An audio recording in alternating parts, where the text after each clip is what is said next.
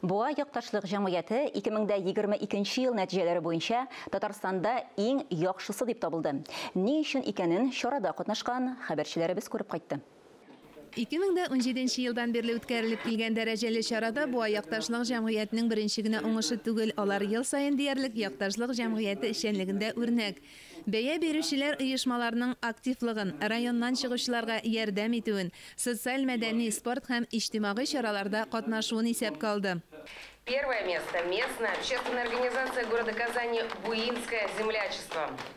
Лайыклы бүләк оешма президенты Ирек Закировка тапшырылды. Буа якташлык җәмгыятенең оешуына быел 30 ел. Безнең өчен юбилей ел быел. Инде шушы узган дәвердә без өчен районга кайсы юнәлешләрдә ярдәм күрсәтергә икәнен ачыкладык һәм шул юнәлешләрдә эшләп барабыз да.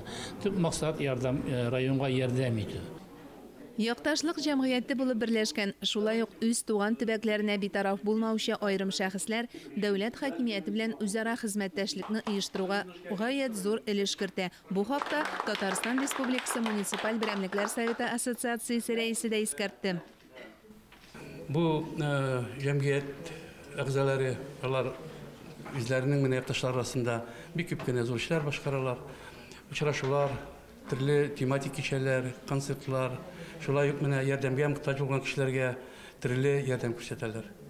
Якташлар эшчәнлеген республика президенты Рөстәм Миңнеханов та хуплый. Ел сайын конкурста җиңүчеләрне бүләкләү өчен бюджеттан 2 миллион сум акча бүлеп бирелә. Мөршидә Җиһан, Дмитрий Второв, Альберт Сафиуллин, Татарстан яңалыклары.